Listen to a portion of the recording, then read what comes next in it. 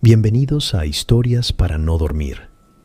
Acomódense, suban el volumen y prepárense, porque las narraciones de esta noche exploran esos rincones oscuros y grasientos donde el acero frío y la maquinaria pesada guardan secretos que hielan la sangre.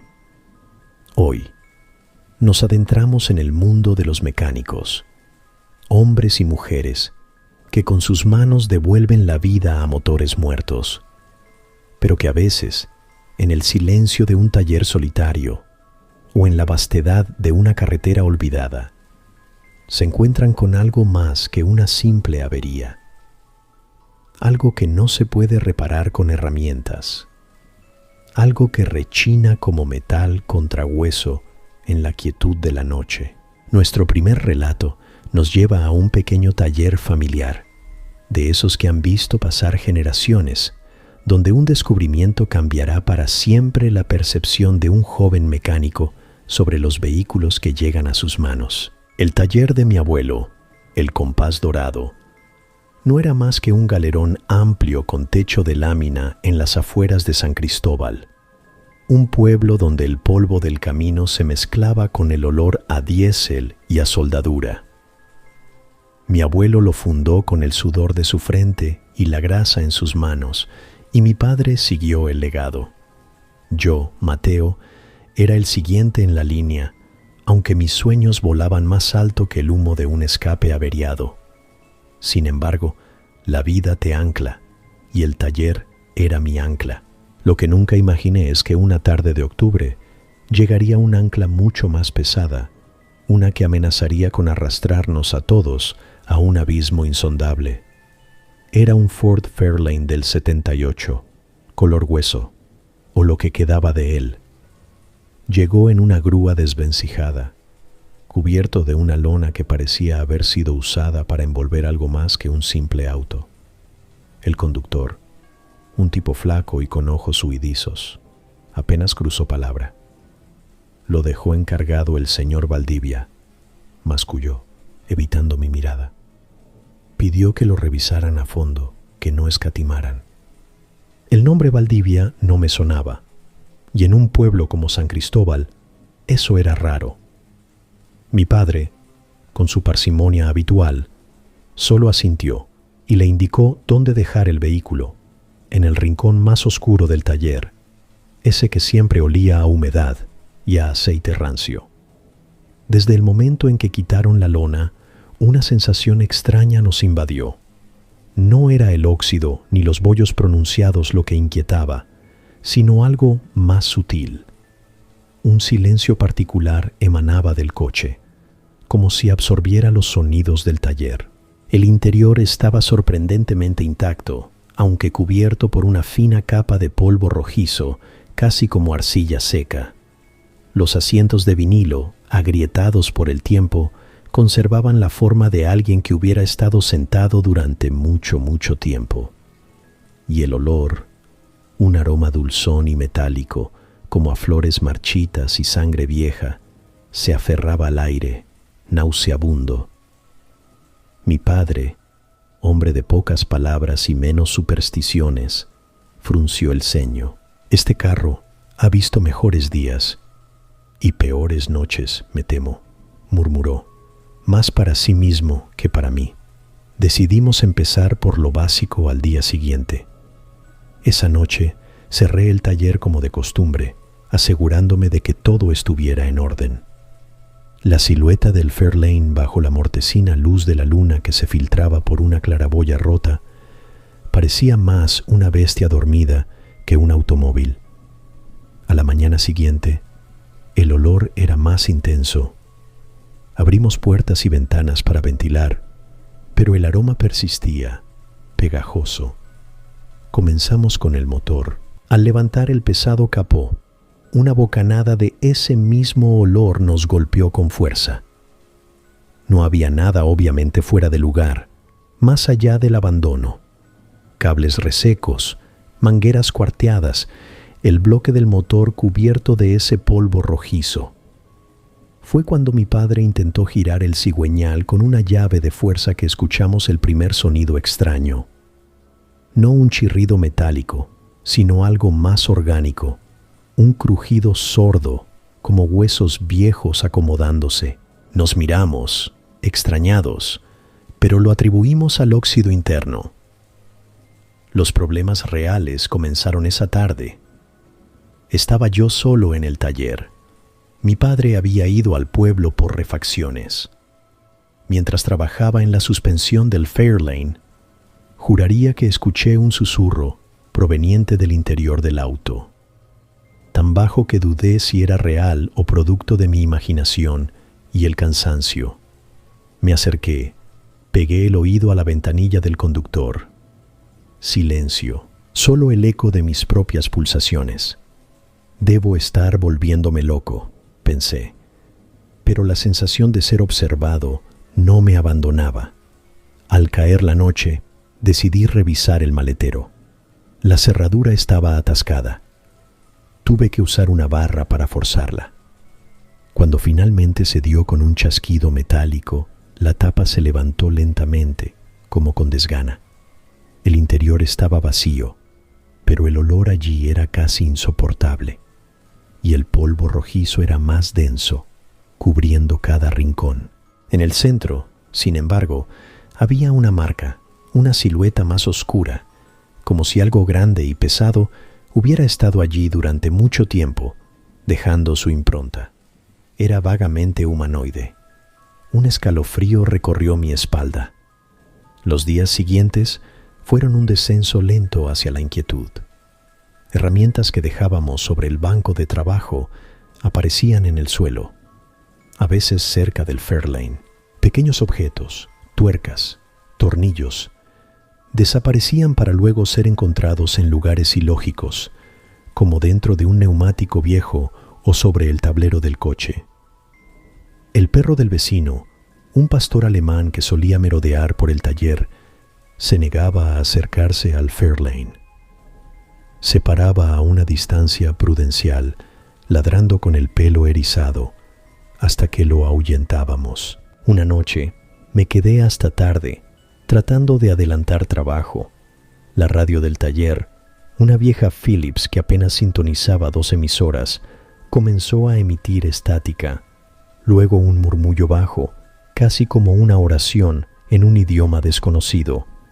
Me acerqué para apagarla, y justo cuando mi mano iba a tocar el dial, la voz se aclaró por un instante, pronunciando un nombre. Elena. La sangre se me heló. Elena era el nombre de mi abuela, fallecida hacía años. Apagué la radio de un tirón, el corazón martillándome el pecho. Miré hacia el Fairlane. La oscuridad dentro del habitáculo parecía más profunda, más densa. Mi padre también notaba las cosas, aunque se negaba a admitirlo abiertamente. Lo veía observar el coche con una mezcla de recelo y fastidio. Este trasto nos está volviendo locos, Mateo. Hay que terminarlo pronto y sacarlo de aquí. Pero el coche parecía resistirse.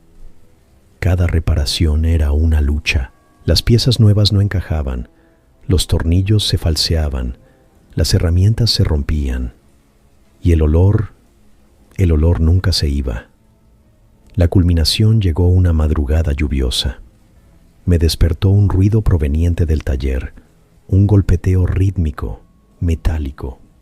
Pensé que sería alguna lámina suelta por el viento, pero había algo persistente en el sonido. Armándome de valor y con una pesada llave inglesa en la mano, me dirigí al taller. La puerta estaba entornada, cosa extraña. Recordaba haberla cerrado con candado. Al entrar, el aire era gélido. El golpeteo provenía del Fairlane. Me acerqué con cautela. La luna, entre las nubes de tormenta, iluminaba intermitentemente el interior del taller. El sonido venía del maletero. Alguien o algo estaba golpeando desde dentro. Contuve la respiración. ¿Algún animal atrapado? Imposible. Me armé de valor y con la llave inglesa en alto, abrí de golpe la tapa del maletero.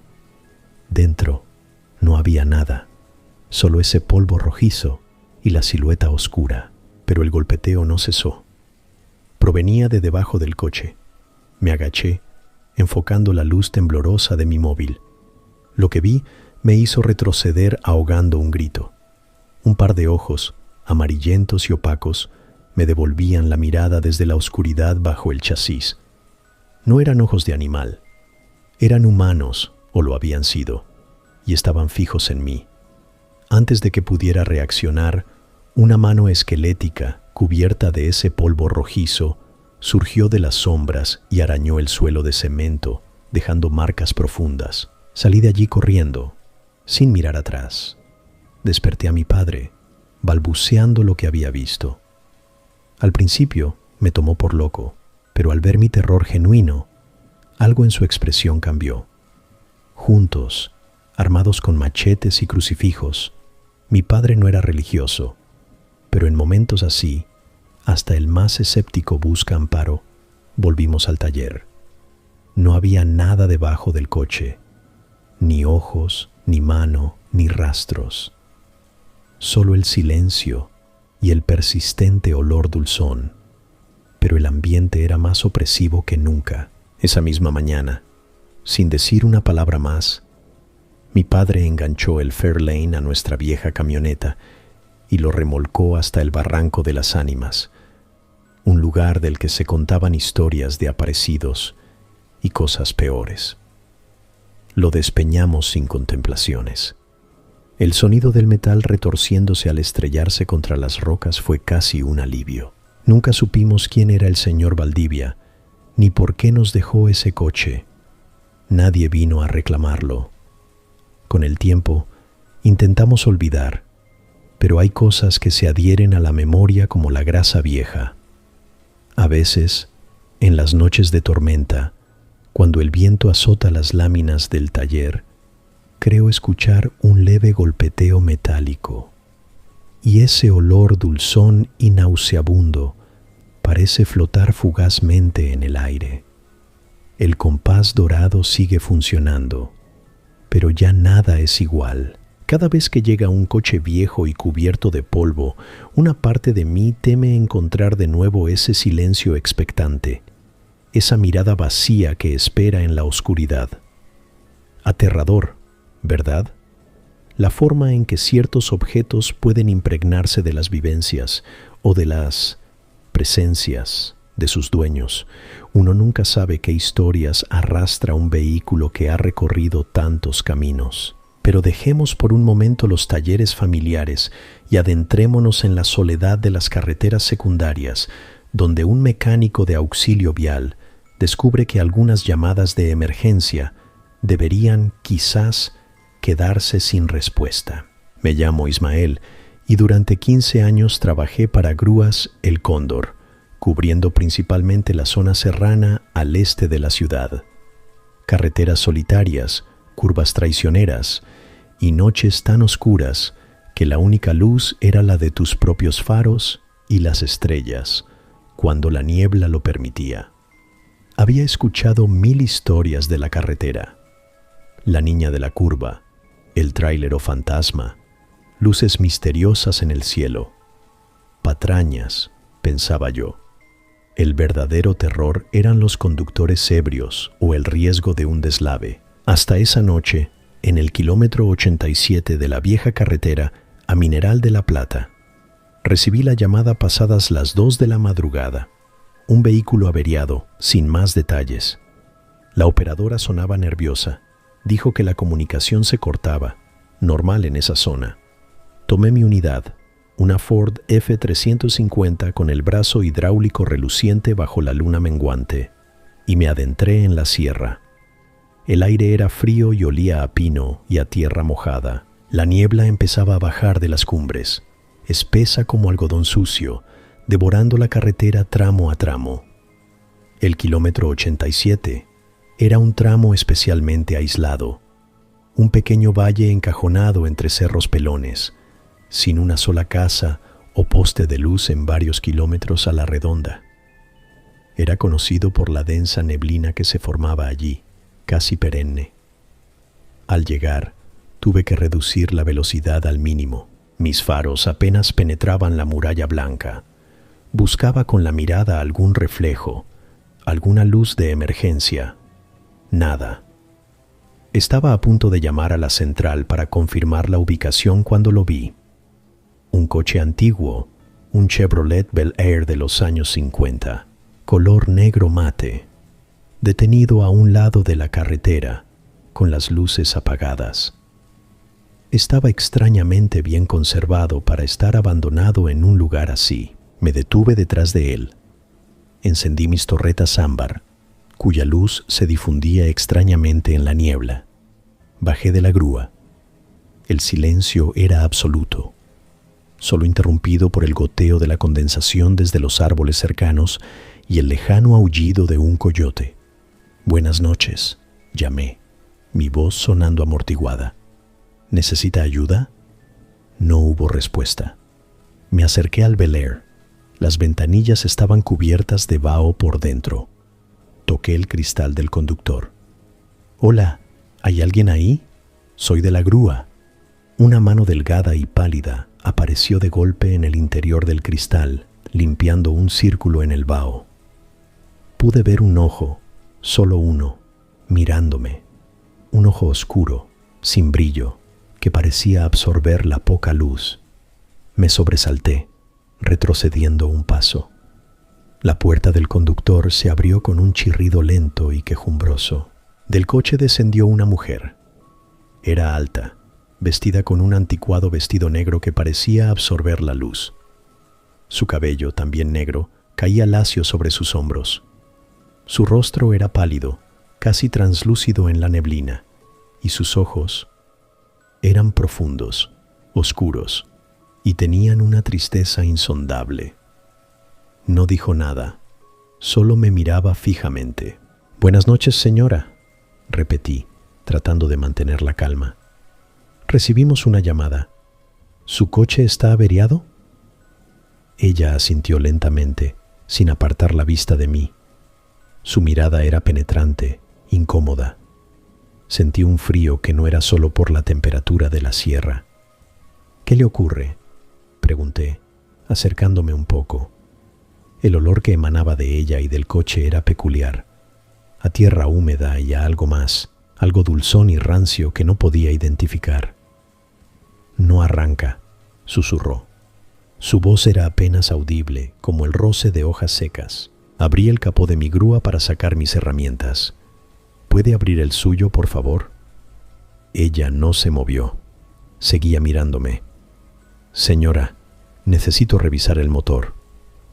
Finalmente, con una lentitud exasperante, se inclinó y tiró de la palanca. El capó del Bel Air se levantó con otro chirrido. El motor estaba impecable, demasiado limpio para un coche de esa edad. No había ni una mota de polvo, ni una mancha de aceite. Era como si acabara de salir de fábrica o como si nunca hubiera sido usado. Revisé la batería, las conexiones, los fluidos. Todo parecía en orden. «¿Ha intentado arrancarlo recientemente?», pregunté. Ella negó con la cabeza. «Inténtelo ahora, por favor». Se deslizó de nuevo en el asiento del conductor. El interior del coche era oscuro y por un momento, con la puerta cerrada, casi desapareció en las sombras. Escuché el giro de la llave, un intento, dos. Nada, solo un clic metálico. «Parece que la batería está muerta, o el motor de arranque», dije, aunque algo no me cuadraba. Saqué los cables pasacorriente. Mientras conectaba las pinzas a su batería, noté algo en el parabrisas, del lado del copiloto. Una pequeña calcomanía, casi borrada por el tiempo. Era de un antiguo parque de diversiones que había cerrado hacía más de 30 años. El Reino Feliz. Lo recordaba de mi niñez, un lugar que ahora solo era ruinas y leyendas de fantasmas. «¿Es usted de por aquí?», pregunté, más por romper el silencio incómodo que por curiosidad genuina. Ella no respondió. Sus ojos seguían fijos en mí y una leve sonrisa, si se le podía llamar así, curvó sus labios pálidos. Era una sonrisa que no llegaba a sus ojos, fría y vacía. Conecté los cables a mi batería y le hice una seña para que intentara arrancar de nuevo. Giró la llave. El motor del Bel Air tosió 1, 2 veces y luego cobró vida con un rugido sorprendentemente potente y afinado para un coche tan viejo. Pero el sonido no era normal. Era un rugido gutural, profundo, que parecía vibrar en mis huesos. Y el olor, ese olor dulzón se intensificó, mezclado ahora con un hedor a escape que picaba en la garganta. Desconecté los cables rápidamente. Parece que ya está, señora. Debería llevarlo a un taller para que le revisen bien la batería y el sistema eléctrico. Ella asintió, aún con esa extraña sonrisa. Apagó el motor. El silencio que siguió fue aún más pesado que antes. ¿Va a necesitar que la remolque?, pregunté, aunque ya sabía la respuesta. No, susurró. Ya puedo seguir mi viaje. Me pagó con billetes antiguos, casi fuera de circulación, pero extrañamente nuevos, sin una sola arruga. La textura del papel era fría, casi húmeda. Mientras guardaba mis herramientas, ella seguía allí, de pie junto a su coche, observándome. La niebla parecía arremolinarse a su alrededor, haciéndola parecer aún más etérea. Cuando terminé, me volví para despedirme. Que tenga buen viaje, señora. Ella solo inclinó la cabeza ligeramente. Subí a mi grúa, encendí el motor y me dispuse a dar la vuelta. Al mirar por el retrovisor, el Bel Air seguía allí, pero la mujer ya no estaba. Pensé que habría subido al coche. Comencé a maniobrar. La niebla era tan densa que apenas veía a unos metros. Cuando finalmente enfilé la carretera de regreso, miré de nuevo por el retrovisor. El Bel Air había desaparecido. Simplemente se había esfumado en la niebla, sin luces, sin ruido. Sentí un escalofrío recorrer mi cuerpo entero. Aceleré, queriendo alejarme de ese kilómetro 87 lo más rápido posible. Unos kilómetros más adelante, la niebla comenzó a disiparse. Fue entonces cuando vi algo al borde de la carretera. Una cruz de madera, vieja y desgastada, con flores de plástico marchitas. De esas que ponen para recordar a alguien que murió en ese lugar. Me detuve instintivamente. Bajé y me acerqué. Había una pequeña placa metálica clavada en la cruz, casi ilegible por el óxido. Con la luz de mi móvil, logré descifrar el nombre. Elena R. fallecida en este lugar, 1958, el año de fabricación del Bel Air. Y debajo, una pequeña fotografía en blanco y negro, desvaída por el sol y la lluvia. Era ella, la mujer del coche, la misma mirada triste, la misma palidez. Un terror helado se apoderó de mí. Volví a la grúa temblando, arranqué y no paré hasta llegar a la base. Conté la historia a mis compañeros. Algunos se rieron, otros me miraron con esa conmiseración que se reserva para los que han visto demasiado. El jefe, un hombre curtido en 1000 batallas de carretera, solo dijo: «Hay cosas en la sierra, Ismael, que es mejor no entender, y almas que no encuentran el camino a casa». Nunca más volví a tomar una llamada del kilómetro 87 de noche. Si entraba un aviso de esa zona, me inventaba una avería, una enfermedad súbita. Algunos dicen que sigo viendo a la mujer de negro en mis pesadillas, esperando en la niebla, con sus ojos tristes y su sonrisa vacía. Y a veces, cuando conduzco solo en la oscuridad y la niebla se cierra, creo percibir ese olor dulzón y rancio y el eco de un motor antiguo que ruge en el silencio. La carretera guarda muchos secretos y algunos de ellos tienen la mala costumbre de pedir ayuda en la noche. Escalofriante, ¿no creen? Esas presencias que quedan ancladas a un lugar, repitiendo quizás sus últimos momentos o buscando algo que dejaron inconcluso. La soledad de la carretera puede ser un lienzo perfecto para estas manifestaciones. Ahora, para nuestro último relato de esta noche, volveremos a un entorno más urbano, pero no menos inquietante. Un taller de modificaciones donde un grupo de amigos descubre que el coche de sus sueños podría convertirse en su peor pesadilla. Éramos 4 amigos: David, el cerebro y líder; Carlos, el artista de la pintura y los detalles; Fer, el mago de los motores; y yo, Alex, el que documentaba todo con una vieja cámara de video y ayudaba en lo que podía. Compartíamos un pequeño taller alquilado en una zona industrial semi-abandonada de la ciudad, un laberinto de bodegas vacías y calles agrietadas donde el único sonido por la noche era el viento silbando entre los edificios en ruinas. Nuestra pasión: restaurar coches clásicos. Nuestro sueño: encontrar esa joya olvidada y devolverle su antiguo esplendor. Y lo encontramos, o mejor dicho, él nos encontró a nosotros. Era un Dodge Charger del 69, negro como la boca de un lobo, abandonado en el patio trasero de una vieja casona que iban a demoler. Conseguirlo fue una odisea de negociaciones con herederos desinteresados, pero finalmente, ahí estaba, en nuestro taller. Le apodamos el Diablo Negro, por su color y por la agresividad de sus líneas, aunque en ese momento no sabíamos cuán profético sería ese nombre.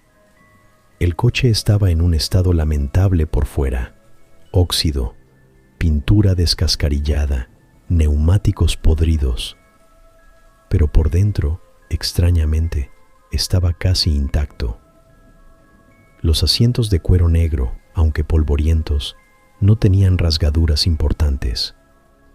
El tablero, con sus relojes cromados, parecía haberse detenido en el tiempo. Lo más raro fue lo que encontramos en la guantera: un pequeño diario encuadernado en cuero, con las páginas amarillentas y una caligrafía elegante pero perturbadora.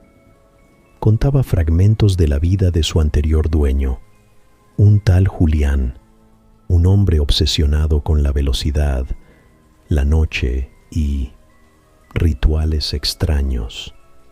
Hablaba de pactos de sangre para fusionar alma y máquina, de carreras contra sombras en caminos olvidados.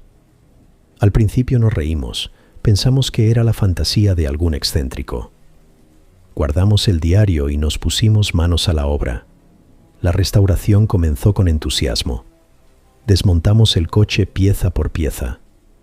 Fer se maravillaba con el motor Hemi 426, una bestia que, a pesar de los años, parecía tener un potencial increíble. Carlos ya soñaba con las capas de pintura negra brillante y los detalles cromados. David planificaba cada paso con meticulosidad. Yo grababa cada momento, la transformación de chatarra a leyenda. Pero a medida que avanzábamos, empezaron a suceder cosas. Pequeñas al principio, herramientas que desaparecían y reaparecían en lugares absurdos. Luces que parpadeaban sin explicación. Un frío inexplicable que a veces se sentía alrededor del coche, incluso en los días más calurosos. Lo atribuíamos al viejo edificio, a la instalación eléctrica defectuosa, al cansancio. Luego, los accidentes se hicieron más frecuentes. Cortes inexplicables, herramientas que resbalaban, pequeñas quemaduras. Nada grave, pero constante. Y la atmósfera en el taller cambió. La camaradería empezó a tensarse. David se volvió más huraño y obsesivo con el coche. Carlos, normalmente alegre, se irritaba con facilidad. Fer pasaba horas en silencio, luchando con un motor que parecía tener voluntad propia, a veces funcionando a la perfección, otras negándose a arrancar sin motivo aparente. Yo empecé a notar cosas en mis grabaciones. Sombras fugaces que se movían en el fondo cuando nadie estaba allí. Susurros casi inaudibles que se colaban entre nuestras conversaciones. Frases inconexas en un tono gutural. Cuando se los mostraba a los demás, me acusaban de estar sugestionado, de querer asustarlos. Pero la tensión era palpable. El diario de Julián se convirtió en una fuente de fascinación morbosa para David. Lo leía a escondidas y noté que su comportamiento se volvía más errático. Empezó a hablar del coche como si fuera un ser vivo, con carácter y exigencias. Una noche lo encontré en el taller, a solas con el Charger, hablándole en susurros, casi acariciando la carrocería. Cuando le pregunté qué hacía, me miró con unos ojos que no eran los suyos, fríos y distantes, y me dijo que el diablo negro estaba despertando. Las pesadillas se volvieron comunes para todos. Soñábamos con carreteras oscuras, con una presencia acechante en el asiento trasero, con el rugido ensordecedor de un motor que sonaba como un grito de ultratumba. Nos despertábamos sudorosos y con una sensación de angustia que nos acompañaba durante el día. Una tarde, mientras Carlos lijaba una de las puertas, la radio del taller, que siempre estaba sintonizada en una emisora de rock clásico, empezó a fallar. La música se distorsionó, convirtiéndose en una cacofonía de ruidos blancos y voces superpuestas.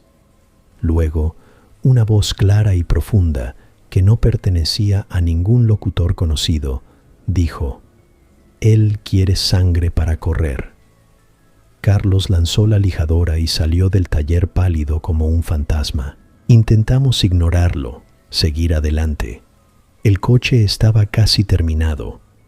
La pintura negra relucía bajo las luces del taller, los cromados brillaban, el motor rugía con una potencia que nos erizaba la piel. Pero el precio estaba siendo demasiado alto. Las discusiones eran constantes, la desconfianza crecía. Fer encontró un día un mechón de pelo oscuro y grueso enredado en el carburador, y nadie supo explicar cómo llegó allí. David empezó a llevar un extraño amuleto de hueso que encontró, según él, dentro de uno de los paneles del coche. La noche antes de la primera prueba de carretera, estábamos los cuatro en el taller, haciendo los últimos ajustes.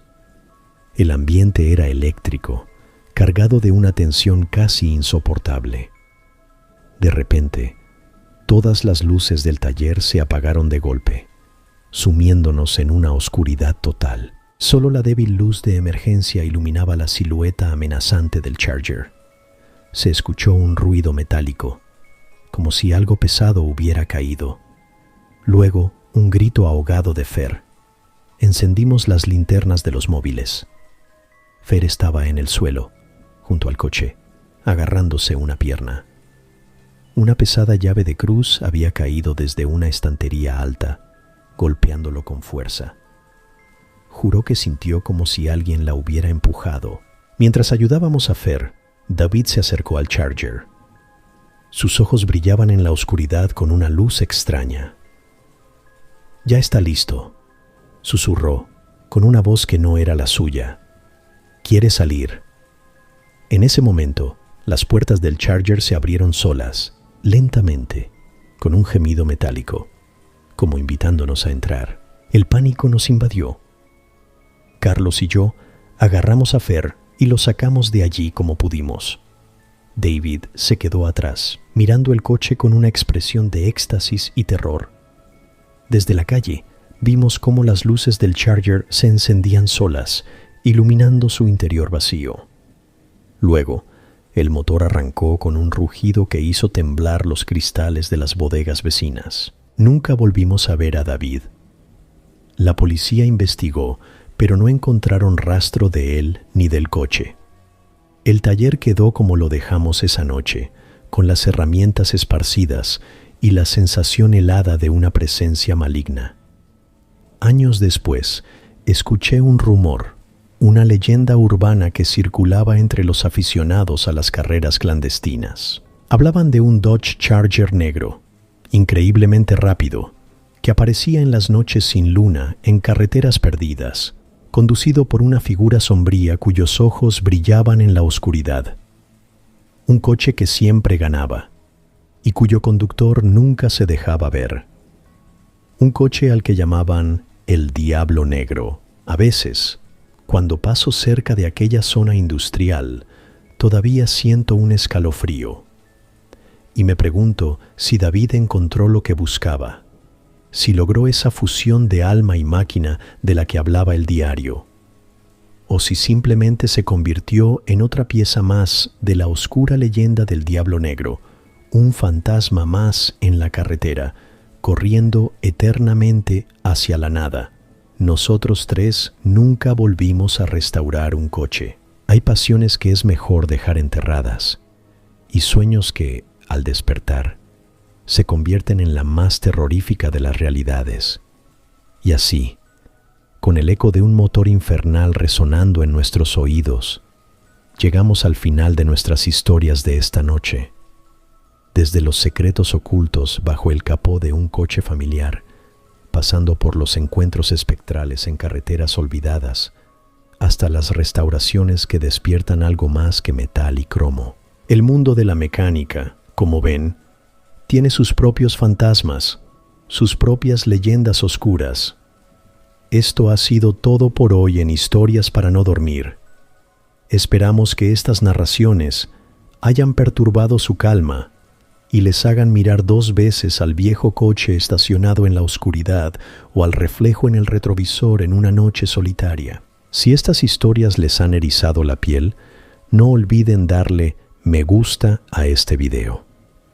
Suscríbanse al canal y activen la campanita para no perderse ninguna de nuestras futuras incursiones en lo desconocido. Y por supuesto, déjenos sus comentarios. ¿Han tenido alguna experiencia aterradora relacionada con vehículos o talleres? Queremos conocer sus historias.